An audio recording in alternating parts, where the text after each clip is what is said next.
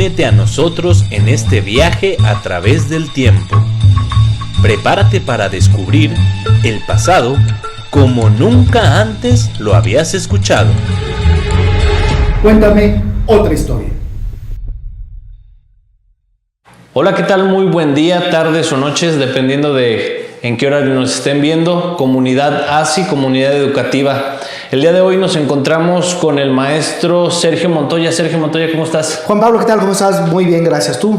También muy bien, muchas gracias. Muy contento y entusiasmado de este nuevo capítulo en el que nos vas a platicar un poquito de cómo se fue gestando la nación de los Estados Unidos mexicanos. Por favor, comencemos. De lleno. ¿Cómo empieza todo? Platícanos. ¿En qué momento se empieza a gestar esta nación? Bueno, primero sí quisiera y quiero aclarar que vamos a hablar del virreinato y que en los libros de historia es una etapa oscura. No se estudia.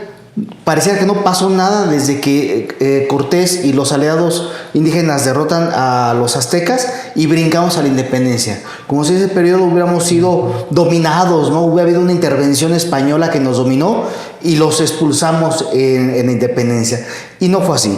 Esta etapa que nadie quiere estudiar, donde nadie nos quiere contar todo lo que pasó, tiene un fin, por supuesto, que es que no abracemos nuestra hispanidad. Para estar en contexto, ¿de qué año a qué año estamos hablando más o menos? Desde que los reinos de Castilla y León llegan a este territorio americano y llega obviamente Hernán Cortés con los aliados, lo cual hablamos en uno de los episodios. 1400. No, ya estamos en 1521. Cuando cae Tenochtitlan, que ya habíamos hablado que fue quien realmente era el invasor de la zona. Y a partir de 1521 empieza el proceso de la hispanidad. En este proceso tenemos que entender que España nace a ambos lados del hemisferio. O sea, nace junto con América y nace junto con la península. Nace España. Y va a nacer España y va a ser bien interesante que la función que tiene la Nueva España, primero, es un virreinato. Un virreinato no es una colonia. A una colonia tú llegas, como se conoce en Occidente, es un lugar al que tú llegas a explotar, a mandar, a llevarte todo y a dominarlos. Los virreinatos españoles no eran eso, jamás fueron eso. Eran extensiones del dominio, donde por ser tan grande el territorio, la corona española tenía virreinatos. Era toda una estructura social con un virrey arriba y de ahí para abajo en forma jerárquica todas las autoridades. España incluso tenía virreinatos en Europa. Era el virreinato de la Nueva España. Este era el virreinato de la Nueva España. Tenemos el virreinato de La Plata, en Perú y otros. Y incluso en Europa hay virreinatos. Bueno, entonces, de España. Sí, del Imperio Español hay virreinatos. Vamos a ver algunos nombres. En España tenemos el virreinato de en Galicia, Aragón, Cataluña, Valencia, Mallorca, Navarra, Portugal, Sicilia, Cerdeña y Nápoles. Solamente, o sea, allá había virreinatos. No eran colonias, no éramos colonia. Bueno, Cortés, que trae una idea de entender al indígena, trae a los franciscanos. Los franciscanos que él trae, que también son de la región de Extremadura, igual que él, estos franciscanos vienen a entender al indígena, a aprender el náhuatl, para, a partir de entender su cosmovisión, hacer el sincretismo con la religión cristiana. No fue una imposición de la religión, como nos lo cuentan, donde llegaron los peninsulares y nos pasaron a las tradiciones indígenas. No, fue entenderlos para poder entonces hallar las similitudes entre las religiones y entonces convencerlos del catolicismo. En las leyes de Indias, el indígena no estaba obligado a aprender español. En las escuelas de castellano era si el indígena quería aprender español. Él tenía su derecho a mantener también su propia lengua. El primer tratado de gramática, creo que lo vimos, no me acuerdo si lo vimos aquella vez. El primer tratado en todo el mundo de gramática fue sobre el castellano, sobre el español. El segundo tratado a nivel mundial sobre otra lengua fue sobre el náhuatl. O sea, el español, bueno, el hispano quería aprender las tradiciones de los indígenas, saber cómo pensaban, en qué creían y a partir de ahí convencerlos. Fue una labor franciscana y luego llegaron otras órdenes más adelante. Era comprender al indígena y ojo, además de comprenderlo, hubo una discusión en España sobre si los nativos en América eran objetos de dominio o había que, digamos, que respetarlos y quererlos. O sea, eso jamás se lo preguntaron los ingleses con los pieles rojas en Norteamérica, ni los holandeses llegaron y no eran seres humanos, ¿no? Incluso tenían esclavos, los otros eran esclavos, no eran seres humanos. La corona española va a tener un concilio, una reunión con los notables de la escuela de Salamanca para saber si tenían derecho o no sobre los nativos tenían americanos. alma. Ya se había resuelto previamente por una bula papal eso, pero una cosa es que fueran seres humanos y otra que fueran objetos de explotación. Si eran objetos de dominio. Y será Bartolomé de las Casas uno de los que esté a favor de que no son objetos de dominio y por tanto son súbditos como cualquier otro de la corona española. Y esa es la visión que gana, donde el indígena va a ser objeto de una protección especial por la corona española. Vamos a tener las leyes, dentro de las leyes de Indias, específicamente el capítulo 6 o libro 6, donde vamos a tener tribunales de indios. ¿Qué eran los tribunales de indios? Eran tribunales diseñados para proteger a los pueblos indígenas, donde los pueblos indígenas tenían derecho a un defensor, pagado por el Estado, en el que tenía obviamente que saber el náhuatl o la lengua indígena, y defenderlos de abusos de españoles o de otros indígenas. Los indígenas tenían derecho a sus tierras, a sus tradiciones, a cultivar, a tener ganado, y eran de una principal protección por la corona española. Claro, no todo se ocurría y se respetaba. Es como actualmente, que las empresas explotan a obreros. Bueno, sí, es verdad. Algunas no respetan los turnos, algunas no pagan o no dan el aguinaldo. Sí, pero no todas. Sí. Igual, en la época virreinal, sí, llegó a haber indígenas explotados, sí, pero la instrucción era no hacerlo. Y era un delito, incluso en las leyes indias, era un delito causarles males a los indígenas y era agravado también. Y se castigaba severamente. Cuando hay españoles que fueron sancionados, fueron incluso llevados encadenados de regreso a España por hacer mal a los pueblos indígenas. Si eran protegidos por la corona española, no todos lo aceptaban, por supuesto, como pasa en todos lados, pero sí tenían una protección especial de la corona española. Ahora, en el virreinato, ¿qué va a tener el gran virreinato en México? Bueno, y en América, la primera universidad no pontificia, no reconocida por el rey, pero la primera universidad es la que se va a establecer en México, que es la Universidad para Indígenas.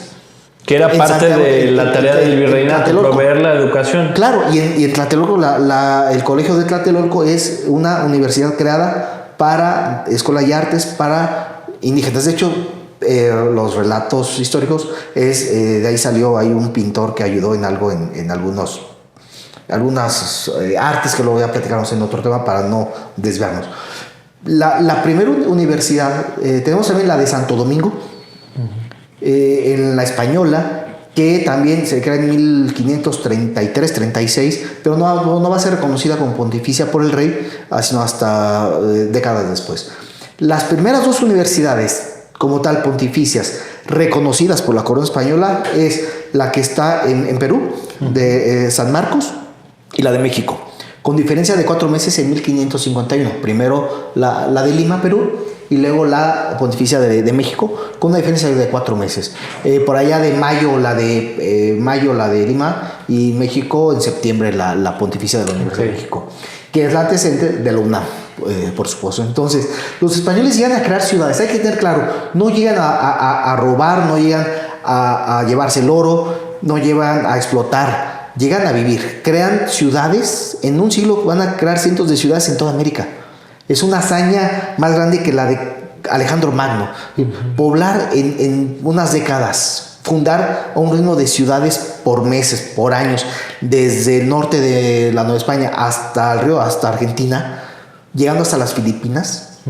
Eran españoles que venían a quedarse a vivir. ¿Qué es lo que vemos ahorita? Querétaro, San Luis Potosí, Zacatecas, sí, el dinero, Guadalajara. Ahí es el dinero. En datos del Banco de México,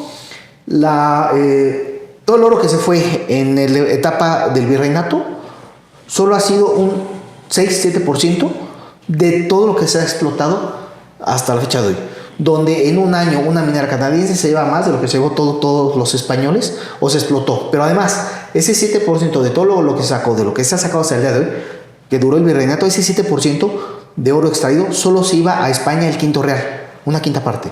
El resto se quedó aquí. ¿En dónde está? En las universidades, en los templos, en las catedrales, en los caminos, en todas las plazas. Todo, porque eso, llegaron a crear ciudades. Y no hay un antes, no hay un mexicano antes de. Los aztecas van a extinguirse. En la caída de Tenochtitlan, los que no cayeron por la viruela fueron masacrados por el resto de indígenas. Y lo que vamos a tener entonces, este mestizaje ordenado por la corona española ordena el mestizaje. Que los españoles se casen con indias, las españolas se casen con indios. Y entonces se cree una nueva nación junto con ellos. Tenemos ahí, a partir de ahí, el nacimiento durante el virreinato, nace México. O nace nuestra hispanidad. Nacemos en esa reunión de españoles peninsulares y lo que había aquí, y los nativos, y de ahí vamos a descender todos nosotros. No descendemos de los aztecas, tenemos una doble raíz. Negar uno a otro sería como negar a nuestro padre o madre. Venimos de ambos, nos puede gustar o no gustar, pero somos producto de ellos. Y todo lo que tenemos alrededor es parte de ellos. La charrería, por un lado, si quieres ver muchas tradiciones, el trigo, los cerdos,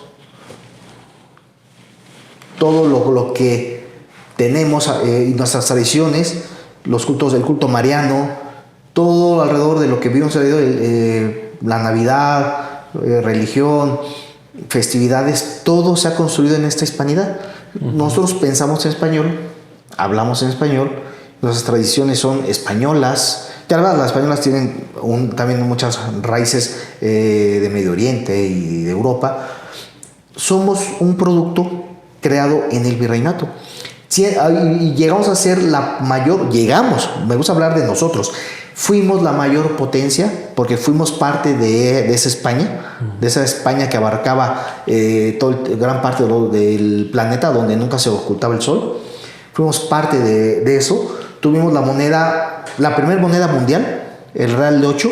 Incluso a partir de ella se va a basar incluso el dólar estadounidense. Habrán visto la columna del dólar, ¿no? Cómo se pone siempre el dólar. Sí. La columna y la S. Bueno, era el símbolo de las columnas de Hércules del peso español, del real de 8.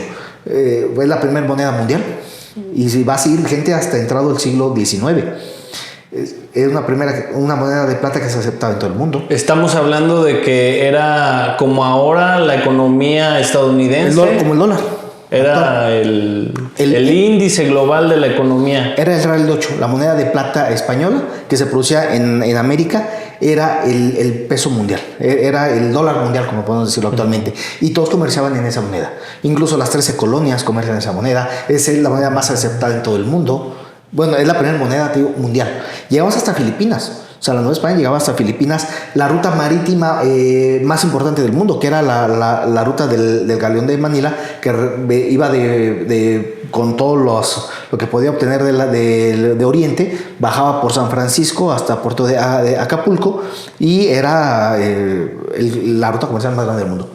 En el virreinato también. Regresándonos un poquito, Sergio, hablabas de los derechos que se tenía del virreinato hacia los indígenas. ¿En qué momento se distorsiona, se empieza a distorsionar y empieza a cambiar esta discriminación hacia los pueblos indígenas? Junto con esto creo que hay que hablar, y creo que estamos en tiempo aún, sobre los antecedentes incluso de la Procuraduría de Pobres que tanto nos mencionan en los que estudiamos Derecho en México, y el famoso amparo. En la Nueva España, y parece escondido esto, en el virreinato teníamos el amparo colonial. ¿Qué era el amparo colonial? Era protegerte contra excesos de las autoridades o de incluso órdenes del rey sin carácter de ley, en el que tú como ciudadano pedías, fuera el recurso de súplica, pedías que te amparara, que no se te aplicara esta norma, Incluso tenía una suspensión del acto reclamado, no como tal, pero era una suspensión del acto en lo que se resolvía el fondo. Incluso Burgoa, para los que estudian Derecho, Ignacio Burgoa fue, o se le ha llamado mucho, un gran estudioso del amparo en México. En su libro sobre los antecedentes del amparo, nos va a mencionar siempre el habeas corpus inglés, español, de otros lados, y solamente le dedica una línea en un párrafo al amparo colonial. El amparo colonial realmente es el antecedente, debería ser nuestro antecedente del amparo en México, porque lo teníamos en la época virreinal. O sea, un instrumento jurídico donde tú como ciudadano te amparabas por excesos en la aplicación de la ley o por una mala aplicación de la ley, e incluso pedías una suspensión del acto. Ok. Como indígena, ¿tú tenías derecho a la educación? Sí, claro, incluso tenías, además de poder acceder a aprender voluntariamente el castellano, porque nunca se les impuso el castellano a los pueblos indígenas, estuvo la primera universidad en Tlatelolco para escuelas y artes, específicamente para pobladores indígenas. ¿Cuál fue el impacto real de la creación de estas universidades en el México desde aquel entonces hasta hoy? Bueno, primero te respondo la pregunta de qué pasó con todo esto. Bueno, lo que ocurre es que eso está, el amparo colonial, los tribunales de indios y demás están vigentes hasta 1820. Ok. ¿Qué pasa en 1820 y 1821? Nos separamos de España. Fue ahí donde se empezó a distorsionar. No, se muere. Ya. O sea, se va a extinguir el recurso del amparo colonial porque era un sistema virreinal. Y también se van a extinguir los tribunales de indios, que estaban basados y su sustento estaba en las leyes de indios. Okay. Las leyes de indias. Entonces, ahí se va a terminar esta protección a los pueblos indígenas, protección jurisdiccional a los pueblos indígenas y la protección de amparo para los ciudadanos, también para cualquier ciudadano, de ampararte contra normas que afectaran tus derechos. Ahí se van a olvidar. Nos vamos a olvidar de la ruta de las Filipinas, esta gran obra, y veremos en el siguiente tomo cómo se va a desmembrar la Nueva España, cómo se va a desmembrar y cómo a partir de que nos vamos a desmembrar vamos a tener a la vez conflictos internos, que vamos a destruir toda esta gloriosidad. Realmente era el virreinato. Porque, ojo, durante el virreinato no hay una idea de que ellos los españoles y nosotros los indígenas, o nosotros los españoles y ellos los indígenas. Nos conquistaron. No existe este relato. En la Nueva España, en el virreinato, no existe esta historia. No hay esta idea de que nos llegaron y nos dominaron y nos hicieron. Es un conjunto, un pueblo Eso conjunto. son ideas que llegarán mucho más adelante y que podemos ver entonces en el siguiente episodio. De aquí ya vamos a partir para el siguiente episodio. En donde nos vas a hablar sobre... Cómo le dimos en la torre a lo que se construyó en la Nueva España, el virreinato, y el largo camino que hasta el día de hoy tenemos por tratar de sentar un gobierno democrático, un gobierno firme y de respeto a los derechos. El impacto de las universidades. El impacto de las universidades. Bueno, pues simplemente que en toda América se van a ir fundando universidades. Un imperio o un estado, que quiere llegar a explotar y a dominar a alguien, no le crea universidades, no crea centros de estudio, no crea reglas protectoras a los nativos. Venimos para crecer, venimos para educar, para tener gente educada aquí, ingenieros locales, abogados locales, gente local que le dé vida al virreinato. El virreinato como ciudad se va a nutrir obviamente de todas esas personas que están estudiando. Porque entonces quienes van a hacer los caminos, los puertos, las leyes, la aplicación de las leyes, los servidores públicos, todos van a salir de estos centros de estudio. Se generó su propia semilla para poder administrar sus propias ciudades. Y tenemos entonces profesionistas en toda la Nueva España y obviamente en los demás virreinatos. Nos vamos a nutrir y va a haber indígenas que van incluso a estudiar en estos centros incluso hasta religiosos, ¿no? Ok. Que van a crecer y se van a formar ahí. Perfecto. Que todos los estudios realmente eran pues, a partir de estas universidades. Ahora sí que esta sí es otra historia. Nos estás contando otra historia totalmente de la que comúnmente se nos dice y se nos enseña. Y que ahí nos cuentan. Realmente tú agarras cualquier libro de historia y el virreinato es un pasaje oscuro. Sí, muy poca información. No hay. Y hay mucha información de esos más de 3 siglos que fueron fantásticos y que eran lo que conocemos hoy día. Hoy día vas al Bajío, volteas a cualquier parte, ves las calles aquí en San Luis, vas al centro de la ciudad, a Querétaro, Aguascalientes, y es puro virreinato. Claro. Todo el centro es puro virreinato. Y nuestro orgullo es eso, todas nuestras tradiciones que celebramos son virreinales. Incluso entre pueblos indígenas son virreinales. Qué interesante, Sergio. Bueno, pues muchas gracias por este capítulo, por esta otra historia que nos estás contando. Gracias. Acerca de cómo se está creando esta nación. Invitamos a toda la comunidad educativa del programa ASI a que comparte esta información, a que nos ayude a dar su like y también te agradecemos mucho a ti, Sergio, por la presencia del día de hoy. Nos vemos para el segundo capítulo. Y continuar con otra historia. Con otra historia.